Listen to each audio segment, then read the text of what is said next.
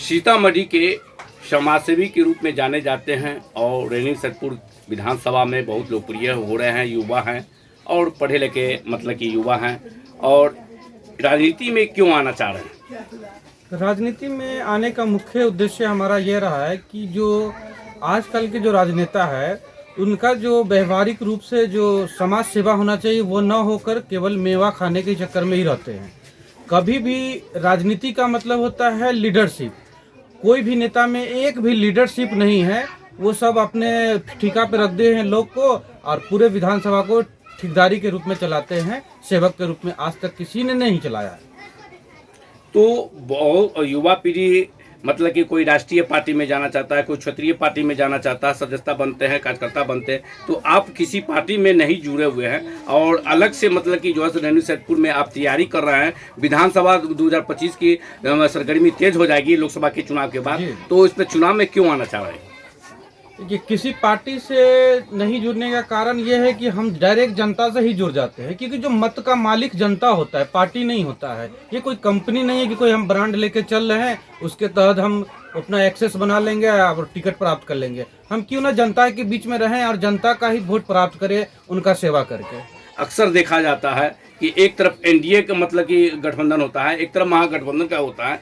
यही दोनों में मतलब कि बचाव मतलब लड़ाई होती है चुनाव के संबंध और मतलब कि जैसे तो फिर आप निर्दलीय चुनाव लड़ेंगे तो कैसे आप वो फाइट कर पाइएगा? ये तो हमने कभी नहीं कहा कि हम निर्दलीय लड़ेंगे, लेकिन हम मेहनत अभी निर्दलीय ही कर रहे हैं, क्योंकि हम चाह रहे हैं कि इस पे हीरा के घस कर हम पारस बनना चाह रहे हैं। ये नहीं हम चाह रहे हैं कि हम किसी का पार्टी के सिंबल पे लड़ेंगे और जिससे हम पार्टी के बदौलत चुनाव लड़ें। हमको रुन्नी सैदपुर का हम बेटा हैं, रुन्नी सैदपुर 29 विधानसभा है, तो हम क्यों ना मेहनत हम अपने जनताओं के बीच में रहकर कर लें कि पार्टी का हम लेवल लगाना अभी नहीं चाह रहे हैं, क्योंकि हम जमीनी स्तर से काम करना चाहते हैं। कभी भी नेता दो तरह के होता है, एक ग्रास रूटर होता है, एक परास रूटर होता है, लेकिन हम ग्रास रूटर ही बन के रहना चाहते हैं। तो क्या क्या समस्या है रुन्नी सैदपुर के अंदर में? आप रुन्नी सैदपुर में तो काफी समस्या है, क्योंकि यहाँ तो कभी काम ही नहीं हुआ।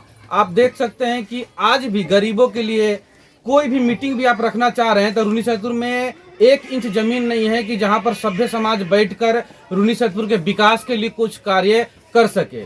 आप शिक्षा की व्यवस्था देख लीजिए, लगभग 333 से एवं शैक्षणिक संस्थान रुन्नी सैदपुर में सरकारी है और प्राइवेट जो है सो है ही है।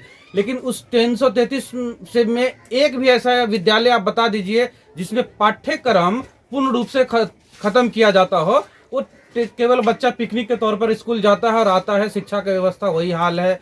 गरीबों में कहा है कि आप ब्लॉक में कोई भी काम करिए तो वो बिना आपको बिचौलिए से नहीं हो रहा है। उसका ये कारण है कि जनप्रतिनिधि का कोई भी एक्सेस से आपको ब्लॉक पर नहीं है। जनप्रतिनिधि यहाँ रहबे नहीं करते तो उसका एक्सेस होने का संभावना कहाँ से? इसके लिए जनता इधर उधर भटकती रहती है। हम लोग कोशिश करते रहते हैं कि आपको जो भी काम ब्लॉक से है हम लोग से बोला करें, हम उसको कराएंगे, चाहे वो ब्लॉक का हो या पटना का हो या जिस लेवल का भी हो। तो आप जो चुनाव में जब 2025 के विधानसभा में आप चुनाव लड़िएगा तो उस समय कौन मुद्दाओं को लेकर मतलब कि आप चुनाव लड़िएगा? मुद्दाएं हमने आपने बताया ना, हमारा शिक्षा व्यवस्था रहेगा। उसके बाद महिलाओं का विकास बिल्कुल नहीं हो पाया। आज भी आज़ादी तो जरूर मिली 1947 में, लेकिन शैक्षणिक स्तर पर महिलाओं का भागीदारी 50% नहीं हो सका, क्योंकि आबादी तो 50 से एवं है महिलाओं का, पुरुष का, लेकिन वो किसी भी पद पर अपनी पूर्ण भागीदारी जनसंख्या के अनुसार नहीं दिखा पाई। तो हम चाहते हैं कि उसका सेफ्टी हो या अवेयरनेस हो, इस तरह का प्रोग्राम करके महिलाओं को फ्रंट पे लाने का, क्योंकि जो मुख्य मुद्दा है वोट में, पुरुष तो यहाँ रहते नहीं है, क्योंकि एक कारखाना भी हुआ करता था आपको खादी भंडार, वो बंद हो चुका। लगभग 200-250 लोग यहाँ उसमें काम क्या करते थे, तो पुरुष तो पलायित हो गए, यहाँ से चले गए। तो मेन वोटर भी आपको 60 से 65% वोटर महिला ही है, जिसको हम शिक्षित करके और सारे बातों को समझाकर उनको आगे बढ़ाना चाहते हैं। मुख्य मुद्दा हमारा यही रहेगा। तो खासकर देखा जा रहा है कि बिहार में मतलब सीतामढ़ी जो है बहुत पिछड़े हुए जिला है और रेणु सैदपुर की बात आ रही है तो यहाँ खासकर आगे देखा जा रहा है कि लोग पलायन कर रहे हैं दूसरे स्टेट में, मतलब मजदूरी कर रहे हैं। पंजाब, हरियाणा हो, दिल्ली हो, बम्बे हो, ये लोग जाके काम कर रहे हैं। तो वैसे मतलब कि उनकी रोजगार के लिए क्या सोचे हैं आप? अगर विधायक बनते हैं तो रोजगार के लिए बहुत साधन है। लास्ट या कल की बात है, हम जानकी जय स्थान गए थे विजिट करने के लिए, तो वहाँ पर उसके विकास के तौर पे कुछ दिखा नहीं। बस पूजा पाठ लोग करते हैं, आते हैं, लेकिन उसके उदाहरण पे करोड़ों रुपया, चाहे राज्य सरकार हो या केंद्र सरकार हो, देती है, लेकिन उस पर काम नहीं किया गया।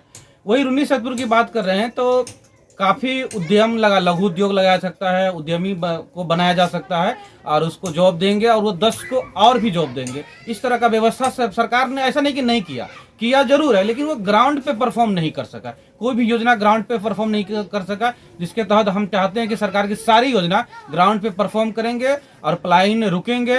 बिहार में मजदूर और भीड़ तंत्र न बन के लोकतंत्र का सही व्यवस्था हम लोग करेंगे। तो कई मतलब कि रेणु सैदपुर के कई पंचायत में घूमे हैं, क्या रिस्पॉन्स मिल रहा है लोगों से?